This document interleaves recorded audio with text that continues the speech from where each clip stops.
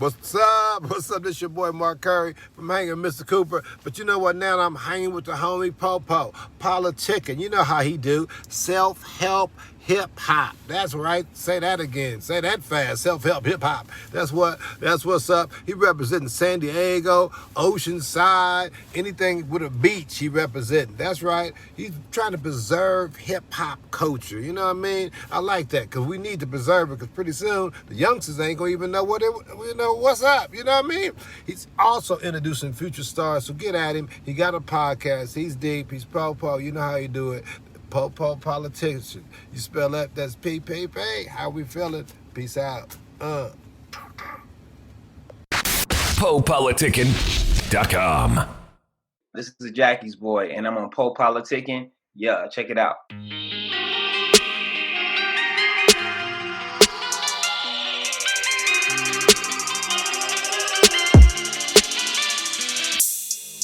Kissing all over you, touching every part. I knew that you like that freaky shit I do. Don't stop, stay there, lay down, spread it, oh yeah. When I kiss you there, you start to lose control. It's like the touch of me makes you want it more and more. You start to shake your legs, now you're all soaking wet. Now I'm just wondering, can I do it once again? Can we do it till we do it again? Do it till we do it again. Can we do it till we do it again? Put your legs round my neck, baby, yes. I wanna know, baby, can we do it till we do it again? Do it till we do it again. Can we do it till we do it again? When you need me, oh. Yeah. I know what you want, baby girl, when I hit the light. Yeah. Tryna take my time, flight 8 till tomorrow night. So I'ma try to get it on, make you feel it all through your body, babe. Make you take it all till the waterfall flows through your body, When I babe. kiss you there, you start to lose control. It's like the touch of me makes you want it more and more. You start to shake your legs, now you're all soaking wet. Now I'm just wondering, can I do it once again? Can we do it till we do it again? Do it till we do it again. Can we do it till we do it again? Put your legs round my neck, baby, yes. I wanna know, baby, can we do it till we do it again? Do it till we do it again. Can we do it till we do it again? When you need me, oh, yeah.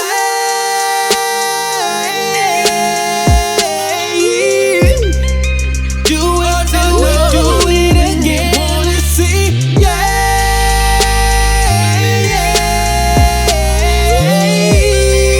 Do it till we do it again. Can we please? Can we do it till we do it again? Do it again. Do it till we do it again. Can we please? Can we do it till we do it again? Put your legs round my neck, baby, yes. I wanna know, baby, can we do it till we do it again? Do it till we do it again. Oh yeah, yeah. Do it till we do it again. Ooh. When you need me, oh. Welcome back to PoPolitickin.com, your home for self-help meets hip-hop. Make sure you go on Spotify or on Apple Music, Google Play, YouTube, wherever you listen to podcasts, type in PoPolitickin. Listen to our interviews since 2008. 1-2-1-2. I'm in place to be with Jackie's boy. How you doing? Man, I'm blessed, bro. Oh, how you doing? I'm great, man. I already did some investigative work, so I found Good. out it used to be a brother. So just start from the beginning, because I found out it was a brother and it was a team, right? It was two of y'all. Yeah. We were a writing duo called the Jackie Boys, Yeah. and our vibe was just a little bit of everything. We started out coming out to LA together. We did street performing and kind of worked our way up through the ranks or whatever, and started kind of making our rounds from there. So yeah, my brother actually is out of the business per se. He's kind of doing more of a background thing, but much love to my bro. Yeah, I saw y'all worked on that song "Buzzing" because I interviewed Man Yeah, before. yeah, I yeah, saw that. yeah. So Yeah, what we you did. saying? Did y'all you write the songs? You're a songwriter, like you write everything. Mhm. Yeah. I saw you was working. You did a lot of songs like Madonna. So you saying you wrote all those songs? Yeah. I worked with Madonna, Chris Brown, Charlie Wilson, Flo-rida, Johnny Gill, New Edition. Man, lot of artists, Ronald Isley. So yeah, I mainly do the top line, which is the songwriting. So how did you get into the field? Like just start from your background. Yeah. Well, originally I'm from Savannah, Georgia. So I started out, always being in love with music and just like falling in love with the way of just how songs are put together. I was always intrigued by how it came to be about, and so I remember my mom always playing great artists, Roger and Zapp, and like funk and just all these different artists. So that really kind of caught my wind and caught my spirits of just kind of diving into R&B and just music in general. So I started writing my songs. I wrote my first song at like 8, then it was trash. And then I wanted to, You don't remember the song? and Do you remember it? man, barely. I think the song was called "Just Another One," and it was like about a love triangle, and I was like the girl who the girl liked another guy. It was some crazy stuff, bro. Like I don't even know at 8 years old what was I even thinking about to be writing these deep songs. So I guess it was kind of you know meant to be that I would become a singer and a songwriter. So who are some of your favorite songwriters? Whew, we could be here all day. I think my ultimate favorite, because they all come in waves, would be Babyface. He's Kenny Evans is just an OG. I mean, really, just the way he puts songs together, and he's been doing it for so many years. So I probably say he's my favorite, and then after that, I probably go to Diane Warren, who's another one of my favorites. Then I probably have to go uh, Jimmy Jam and Terry Lewis, another one of my favorites. Holland Doja Holland, out of the Motown camp back in the day. So I mean, it's so many. Smokey Robinson, man, be here for days. So what makes a good song? Truth. I think truth makes a good song. I think when you write something that's truthful and that connects with people in a way that's undeniable, people feel it. It hit different. I remember I talked to a psychic about 3 or 4 years ago, and she told me, she said, your songs will continue to be successful if you speak truth in your music. And it's been working so far. So I have to say, man, truth is really where I think wins. So like with the songwriting process, is it like you already have the songs and you're giving it to them, or are you in the studio writing the song with them? It all depends, right? So some artists I've been in the studio working with them, and then some artists, I work on the song, get it over to them, and then they record it. It just really all depends on how busy the artist is sometimes, and then what kind of availability. Like for Chris Brown, I had the privilege of coming out to Orlando with many successful artists, writers, songwriters, and artists too. Pooh Bear, for example, Dre. Dre and Vidal, for example, Cool and Dre as well. So I was out there, and it was got more of a hands-on experience with Chris. But as far as Madonna goes, I wrote the record, submitted the record and then it took about 3 to 4 months for her people to get back and actually want to record the song. That's tight. Yeah. So it all differs. Yeah, that's cool. I would say, so describe your process when you're writing a song. Like, well, how does it go? Like your creative Absolutely. process. For me, I'm all about melody. I'm a melody guy, and I think that most people who listen to music are melody people. They hear that first before they even go into the lyrics. So I try to make sure that I'm giving you something that can, I guess I call it ear candy, if you will, where the audience is getting something that's going to be infectious and catchy and sticky. You know what I'm saying? So that when it hits your eardrum, you go, okay, all right, I can hear that melody. I can sing that melody. I can sing back to someone that melody. So I start with doing melody first, and then after that, I'll come out. I'll listen to a bunch of freestyles I've done melodically, and then I'll start to piece the song together the way that I hear it. After that, lyrics are followed by, and then overall concept. After that. So do you do like rap songs too? You do hip hop? I do a little, yeah. I mean, So you ghostwrite? Who you ghostwrite for? I want to know who you ghostwrite for. Well, this record called Sugar I wrote called by Flo-rida, called Sugar featuring Winter Gordon. You guys can check that out. Also Buzzin' wrote some raps on that as well. Now I don't take all credit for writing all the raps. You know what I'm saying? These talented artists bring something great to the table. I'm just able to help, and because I been growing up around hip hop all my life.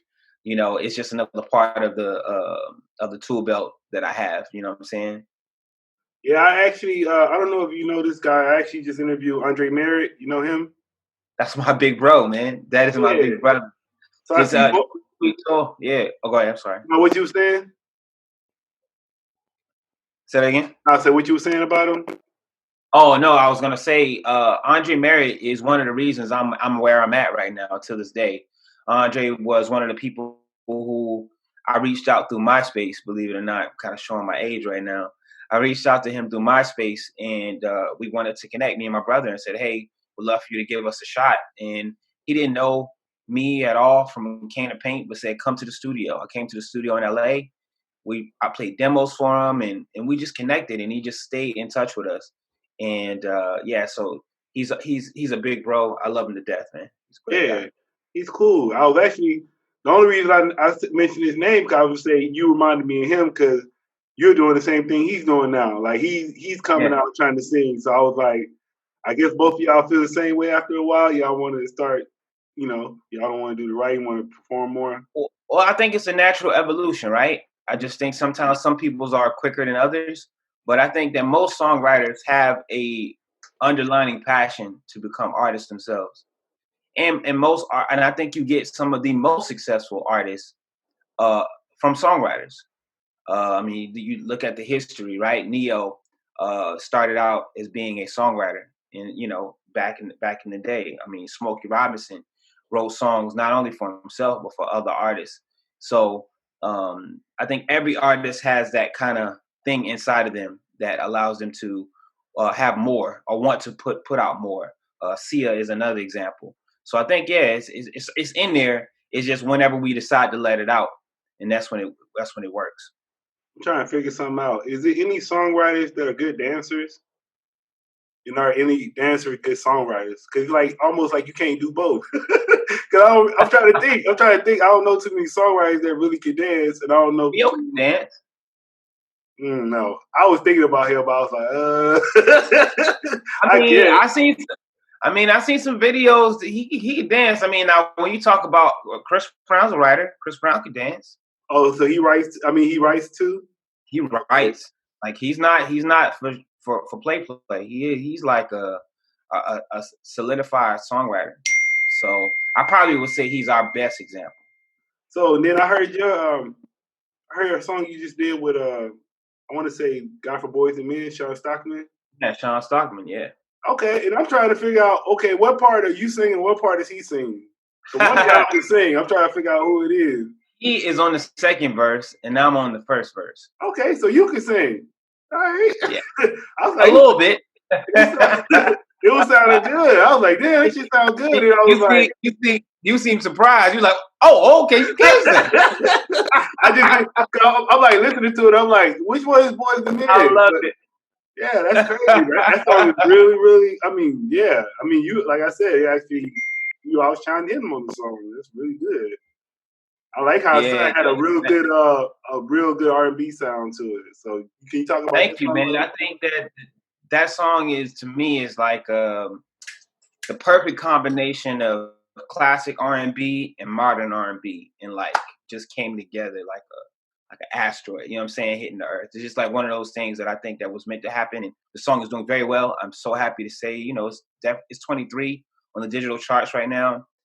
So it's doing well, and it's showing that people are really recepting to the song. The lyric video just came out today. It's super sexy, so definitely check that out, man. So it's an honor to work with Sean. When I tell you he's an OG, I mean he's been doing this for many moons, and for him to give a shot like me a shot, I'm honored. You know what I'm saying? Because I've had accolades as a writer, but as an artist, it's a whole different playing field. So for him to want to vouch and put his name next to mine as an artist, it means the world, and I'm honored. So what else are your other projects you're working on with the music? Like, well, right now I'm really focused on finishing this album. I'm working also on a mixtape dedicated to the Black Lives movement and progression of Black people in this country.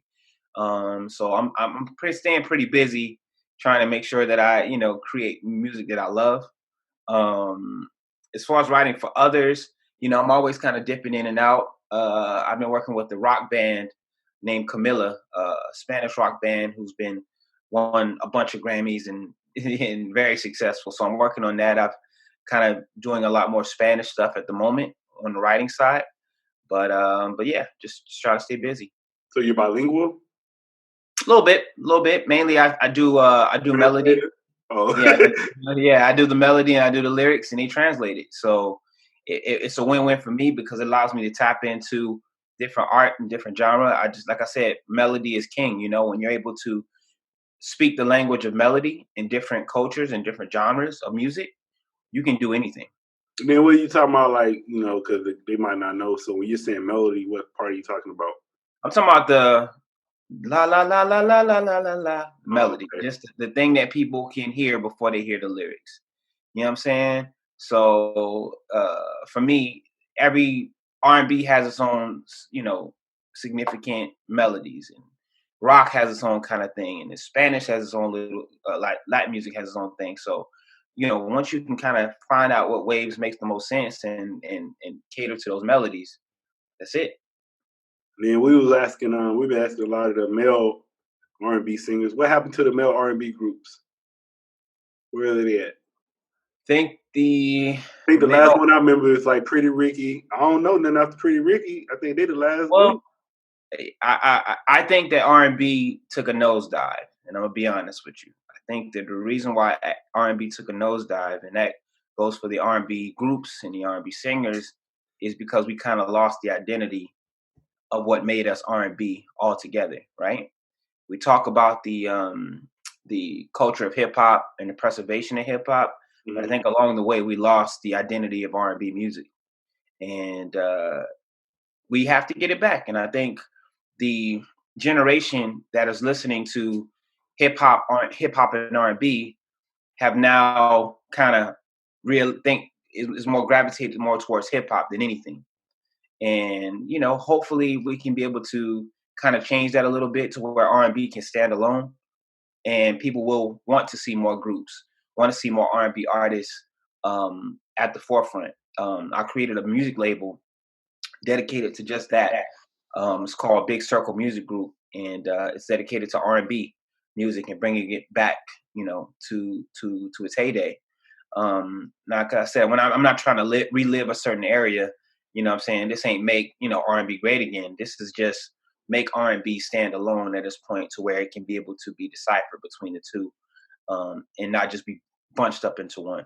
Man, even I remember, I think it was Stephanie Mills talking about this, but I remember, like for a while, it's like the top R&B artists is like Adele, Justin Timberlake. So it's like the white artists are the top artists, And then when you listen to them, they sounded how it used to sound. So it's like they took our sound a little bit, and we sitting there doing the rapping and singing. It's like too much of that going on with R&B now. You don't know. It's not R&B no more. It's too much rap. It isn't. It isn't. I think there's a huge, it's a huge level of, in my opinion, discrimination.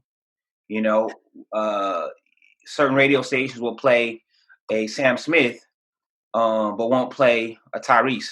You know what I'm saying? Both have the same song, "Stay With Me," and you know, unfortunate that these major radio stations who deal with pop music don't understand the value of Black artists the way that they should.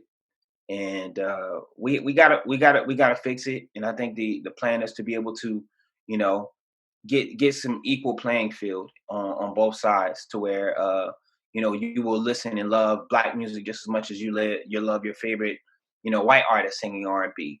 Also too, I think that most, you know, white R&B artists, they don't, in my opinion, they don't give back. You know what I'm saying? They don't give back to the art. Don't give back to the creator.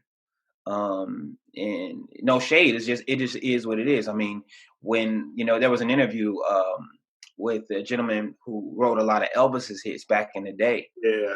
And you know, the interviewer, and I think this was Johnny Carson or something like that, asked him, you know, have you ever met Elvis before? And he said, no, I never met Elvis. And to me, that's sad that, you know, an artist is being used for their gift and their talent, but not getting the proper platform that they need. And when I tell you, when this guy sung, he sounded better than Elvis, but almost like you can tell where Elvis got it from. Oh yeah, it's been like that for a while with a lot of artists. Absolutely. Did you hear about? I was even how they was talking about Little Richard, man. He paved the way for a lot of people. Well, yeah. Yeah, I mean, he's the godfather of rock and roll. You know, him, Chubby Checker. You know what I'm saying? These guys invented the sound that was taken and changed and remixed, but it's still the same thing. And I think that's what R&B. You know, R&B is one of those art forms that's taken by every genre, country music as well. And I would, you know, we have to start. They have to start giving back to the art. Have to give back to the creator. And I think this is a perfect time. Obviously, you see the world is changing. People are fighting for equality all across the board. So I think and hope that music will be the same way. I mean, even with Little Richard, like, okay, he's the godfather of rock and roll, but I mean, how many Black rock and roll groups do you know?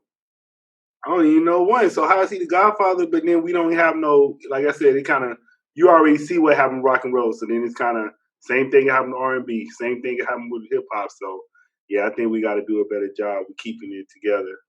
Yeah. All right, then what are some of your interests outside of music? Man, I love business, man. You know, been in the business, doing business for a while. Like I said, with this label is extremely important to me. Seeing other artists kind of live out their dreams and following their path in music is super important to me. I actually have a songwriting masterclass as well, where people can go online and learn about how I, you know, create music. As far as hobbies go, I don't have too many hobbies. I got like 3 kids and a wife, so I really don't got time for anything else. Kids? You said like 3 kids. I got 3 kids. Oh, you said I got like 3 kids. Okay. I'm like, you got one. Oh no, I got 3. So that keeps me pretty busy. But you know, honestly, I just love music so much and doing different facets in the music. But what do you love about music? What do I love about music? I love that I can be free to be myself. I don't have to work a job that I don't like. I don't have to be boxed in. I paid my dues a long time ago, where I told myself I would not work a regular job if I was really going to take this seriously. And that was 15 years ago. And, you know, I never worked a job since, because I knew this was something I always wanted to do. And it was how many years did it take you to get there? Where you like, so what year did you think like? When I took it seriously, it took 5 years. So I started singing on the streets of LA and the beach, Santa Monica. And it was 5 years before anyone noticed and started paying attention in that regard. You were singing on the streets? Mm-hmm. How long you was doing that for? 5 years. 5 years? How long? How many days? 4 days a week, 5 days a week, Oh. something like that. I would take the weekends off, but 5 days a week. And yeah, different places, spots. You know, I have a tip jar, and work. You know, kill it. How many hours you was doing that for? 6 hours a day. Damn, that's cool. What you singing? Is everything? Doo-wop. I mean, you name it. You know, I try to cater towards what was on the radio. You know, because obviously more people who pass by, if they hear something that sounds familiar and you sound halfway decent, then they'll give you some money. You know what I'm saying? But also too, I try to do the greats, do the My Girls and the, you know, the Smokey Robinson records and all those things too. What made you do that? Exposure. I was doing it in Savannah. Actually, a good friend of mine named Justin. He was one of the people who first put me on to like busking and was like, yo, you can, you know, if you got a voice, you could get people to stop and get people to give. So that's what I did in Savannah. And I did that for like 4 or 5 years prior to coming to LA. And I realized it was working. So then how did you go from that to this? That's like a whole nother step. That's talking about quantum jumping. That's a quantum jump. Well, it all connected by just someone seeing me on the pier. Seeing me and my brother on the pier and said, hey, you got talent, let's see what we can do. And then I went to Atlantic Records, had a meeting at Atlantic Records, and then that was it. Man, where your movie at? You don't have no movie or nothing? That sounds like a movie or something. You know, I got more living to do, but when I tell you it would be a crazy story. You know, I've contemplated on putting a book together. There's so many just things in my life that I've experienced that I hopefully can help others with it. Can you give us one interesting story? Because people said they want me to start asking that. So give us one story. Celebrity story? What? Life story? What? You say interesting story. Interesting story. All right, I'll tell you a story. So, one day I'm singing in Burbank, and you know, singing like Chris Brown With You or something like that. So we see this little girl come up to where I'm singing. She's just looking at me and staring, and she's just kind of nodding her head. And I'm like, oh, okay, cool. And you know, she didn't put any money in, but she was just sitting and nodding her head. And then she just runs back to wherever she was at. She kind of got out of my line of sight. And the next thing you know, she comes back with her sister. And her sister at the time, I didn't know this, but it was Hannah Montana, Miley Cyrus. So Miley Cyrus is listening, and then she gives some money. And then she waits till I'm done singing, and she goes, hey, what's up? My name is Miley Cyrus. I work over at Disney. I want to let you know that I think your voice is amazing, and I would love to be able to, you know, see if I can help you guys get something happening at Disney. And I was like, okay, cool. And she said, well, let me take your number and I'll call you back. And I mean, I'll get in touch with you. So at the time I'm thinking everybody says that, you know, because at the prior times before we've had people say, let me get your number, or I'm going to see what I can do for you. And it never happens. So I went to the gas station. I got done singing, went to the gas station, pumping the gas. I get a call, and it's a 818 number, and I didn't know the number. So some said, just pick up the number, pick up the phone call. Picked it up. I said, hello. She goes, hey, what's up? This is Miley. I'm like, oh, what's up, Miley? She goes, yeah, I just want to let you know I was serious. Here's my number. Lock me in. I got you set up with a studio session in a couple days. Can you make it? I said, yeah, I can make it. So me and my brother go from, you know, just singing on the street to being in a studio session at what, you know, Miley Cyrus, Hannah Montana, whatever you want to call it at the time. And she just goes, you know, I think you're amazing. I think you're talented. You got something special. I did a song right then and there in that studio. And to this day, she has just been super cool and supportive of the journey that I've been on and the success that I've had. That's cool. Yeah. So was you with her when she was twerking and everything too? No, I was not with her when she was twerking. No. But it was cool to see, you know, for people like that to give you props and go, hey, I knew you were special. Because everything is all about a gut. You get a gut feeling about anything. If you see something that you like, or you go, or you see a person that you think has talent, you just take a chance. And just to know that her chance was right was really cool. So what would you tell anybody kind of going through? Because you kind of just went like it's like full circle. So what would you tell like a new artist now that's kind of like, I guess if you was that person now, somebody at the beach singing or something like that? Yeah. You tell them. I would say, man, consistency. The more you do something, right, the better you'll be at it, and at the same time, the more you'll be impervious to quitting. You know what I'm saying? It won't bother you when you see other people falling off and not doing something. But if you stay active and stay on it and stay diligent, you're going to be able to attain. And I saw an interview with Nipsey Hussle, and he was talking about the only thing that was different for me was I didn't quit. Right. And I would probably say that to everybody that's listening and just watching is not quitting is the key element. It's not rocket science. If you just don't quit, you'll be able to get further than where you're trying to go. But I was gonna say the only thing, like I think he left out on that part is like some people, they don't quit, but then they don't improve. So it's like you can't just keep doing it, but then you just don't improve. Well, I don't know. I think I think it's kind of impossible to not quit and not be better. I feel like you. Yeah, don't get me wrong. Yeah. Don't get me wrong. You can't go from some people. Excuse me. You can't. Some people can't go from a terrible rapper to Jay-Z. You know what I'm saying? But the more you do things, the needle moves a little bit.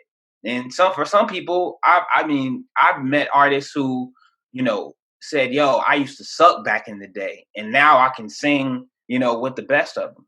So, I think it all helps, but not quitting is definitely going to be worse. So maybe they're not putting enough time into it. Like, because, some people, they say, oh, I've been doing it for 10 years. But when you really look at, like, have you really, like, okay, 10 years, but how much time did you spend on each day? That's like when I asked you, I was like, how much time did you spend singing each day? Absolutely. Some people, they might say, oh, I do it every day. But when you look at it, they spend like one day a week. Yeah, I think it's the 10,000 hour rule. You know what I'm saying? Yeah. And, if you put in the hours, you can't help but get better. You know what I'm saying? It's inevitable. All right. What would you like to say to your fans and supporters? I would just like to say thank you. And then also, check out my new single, Do It Again. The lyric video is up right now at the moment. And just, I appreciate you walking with me on this journey and just being so supportive. I'm actually on live right now. Shout out to my people, my fans. Just stay tuned. There's going to be great things on the way. All right, man. I want to say thanks for coming through Politicking with me. Oh, of course, man. Thank you for having me. I love your platform, man. It's amazing. Yeah, we're going to have to link up again, man. Thanks, bro. I think your whole angle is different, man. You got to give them the Pursuit of Happiness angle, man. You got to play that angle, man. You got to come out with documentary, motivational tapes, all that. That's all that, man. Even I don't know if you know Michael Collier. He used to do the same thing. He used to go to Venice Beach and he used to do stand up. Yeah, man. I've seen several artists, comedians, artists, whatever. Just you start out that way singing on the streets, man, or doing their thing on the streets. So it's effective. All right, man. What's your social media again? Everything is Jackie's Boy. JACKIESBOY. Man, that's your mom, right? Yeah, my mom. Her name was Jackie. What's up, everybody? This is Po from PoPolitickin.com. I'm into wholesale real estate. I did an online course and I thought it was pretty cool, so I want to share it with y'all. The name of the course is called the Varsity Class, and it's an online course that will teach you the tools to become a real estate investor. This course will show you everything you need to know about wholesaling properties and real estate that can potentially earn you $5,000, $10,000, $20,000 or more. So you can make a lot of money in this wholesale real estate. This is a good course to get you get your foot in the door. So you can change your life today. And the link is bit.ly/Po Homes. So bit.ly/Po Homes with an S. So thank you. Check it out. I'll holla. Thanks for listening to PoPolitickin. Like I said, this is self-help meets hip-hop. Try to interview the artists or whoever I'm interviewing. Just try to get a little bit more than just the music or just entertainment. Try to get some stuff that you can use in your life that they're saying. And this is, like they say, I got it out the mud. So 2008 we started it and been doing it this whole time. So I appreciate all the listeners we have, all my loyal listeners that stay down and listen to every episode. And so if you want to be a guest, make sure you got some fire. I want some heat. But you can contact me at PoPolitickin@gmail.com. Yeah, if you want to be a guest, hit me up. And also make sure you check out the store. We sell merch, rappertshirts.com. Rappertshirts.com. So I got the PoPolitickin merch on there. Got rapper t-shirts, got men's fashion, women's fashion, got cool stuff on there. Anybody, you want to make donations, you just like what you hear, it's cool, I want to support this, keep going, because, it takes money to build this and keep growing it. It's Cash App, $PoPolitickin. That's PoPolitickin. I appreciate that, or PayPal, Venmo. It's always PoPolitickin. And we're also looking for sponsors. So if you have a book, you have an album you're about to come out with, you're a record label, you're a magazine, anybody that has something they're trying to promote, let me know. You can email me at PoPolitickin@gmail.com and we can work something out, work out a deal. But yeah, I'm looking for sponsors, so hit me up. And I appreciate all the support.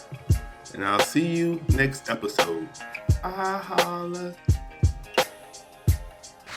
PoPolitickin.com.